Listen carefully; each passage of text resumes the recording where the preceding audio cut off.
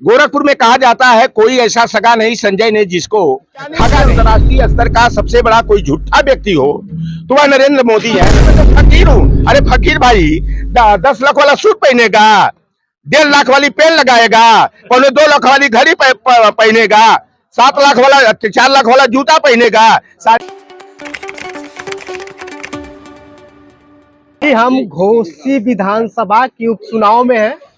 यहाँ पे टक्कर देखी जा रही है तो बीजेपी और सपा की, और लोगों का कहना है कि इस बार सपा नहीं जीतेगी, बीजेपी नहीं जीतेगी तो जीतेगा कौन। हमारे साथ एक शख्स है जो आजकल सोशल मीडिया पे पूरा तहलका मचाए हैं। लौटन साथ जी, स्वागत है। जी जी, धन्यवाद आपके चैनल को और आपके दर्शकों को। आज घोसी विधानसभा में उपचुनाव हो रहा है।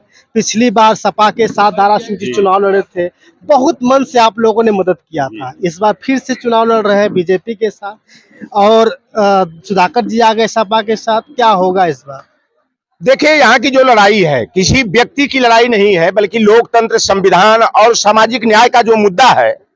भारतीय जनता पार्टी जो नरेंद्र मोदी को देश का पिछड़ी जाति का घोषित करके और खुद जो है देश के प्रधानमंत्री मोदी, जिन्हें मैं कहता हूं कि Narendra Modi is an a international liar, यानी कि अंतर्राष्ट्रीय स्तर का सबसे बड़ा कोई झूठा व्यक्ति हो तो वह नरेंद्र मोदी है। झांसी की रैली में 2013 में उन्होंने कहा था कि मैं पिछड़ी जाति का हूं, मैं नीच जाति का हूं, मेरी माँ तो दूसरे के घर में चौका बर्तन झाड़ू पोछा करती थी, मैं ट्रेन की बोगियों में चाय बेचने का काम करता था। अपने को पिछड़ी जाति का बता करके हमारे ओबीसी, एससी, एसटी के लोगों का इमोशनल ब्लैकमेलिंग करने का काम किया। और उन्होंने 11 अक्टूबर 2013 को माता अमृतानंदमयी देवी के आश्रम कोच्चि केरला में कहा था कि मैं पिछड़ी जाति का हूं और राजनीति में बहुतों के लिए अछूत हूं, लेकिन अगला 10 बरस पिछड़ों और वंचितों का होगा, दलितों का होगा। दुर्भाग्य की बात है कि वह व्यक्ति अपने को पिछड़ी जाति का बता करके और आरएसएस का मोहरा बन करके, कह लीजिए कि आरएसएस एक बहुत बड़ी शिकारी है।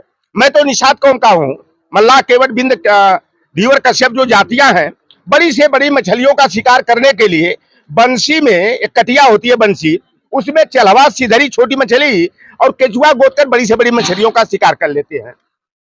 आरएसएस ने मोदी को उसी तरह से हम पिछड़े, दलित, वंचित, आदिवासी समाज के लोगों को का वोट लेने के लिए, हमारे वोट पर डकैती करने के लिए नरेंद्र मोदी को चारा के रूप में इस्तेमाल किया। जैसे उत्तर प्रदेश में आप देख लीजिए कि चाहे वो केशव प्रसाद मौर्य स्टीफनी मिनिस्टर हो, चाहे राकेश सचान हो, स्वतंत्र देव सिंह हो, चाहे उसके संगठन अध्यक्ष जो है चौधरी भूपेंद्र सिंह हो, चाहे संगठन महामंत्री जो है धर्मपाल सिंह सैनी हो, चाहे मंत्रियों में अनिल राजभर को देख लीजिए, चाहे वो हमारे धर्मपाल सिंह लोधी है, और बाहर से गलबहिया करके चलने वाला एक हमारे ही समाज का व्यक्ति था जो मेरी ही अंगुली पकड़ करके समाज में चलना सीखा।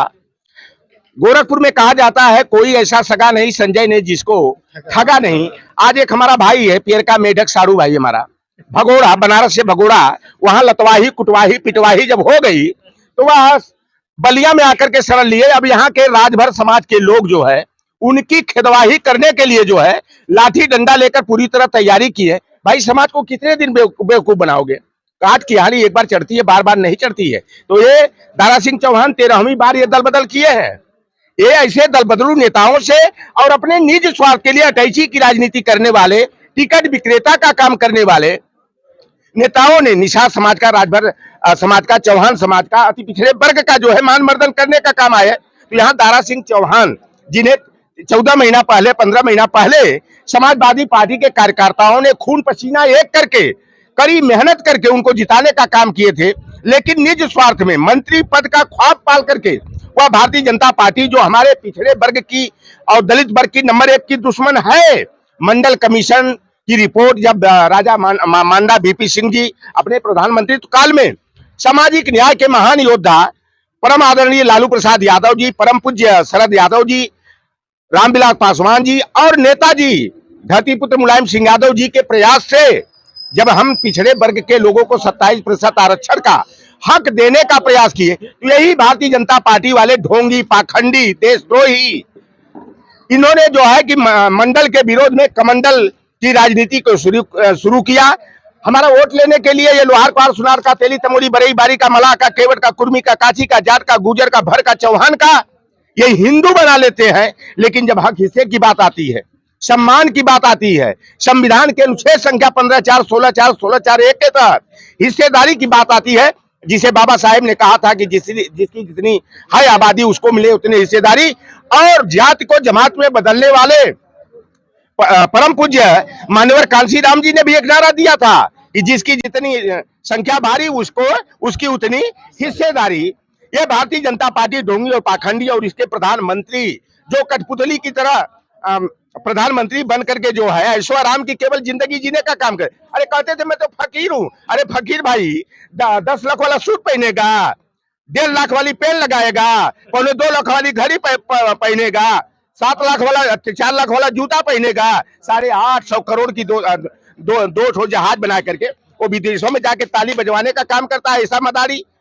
मैं तो कहता हूं कि नरेंद्र मोदी को जो है कि अगर 2024 में खदेड़ा नहीं हुआ, ये लड़ाई सरकार बनाने और बिगाड़ने के लिए नहीं है, बल्कि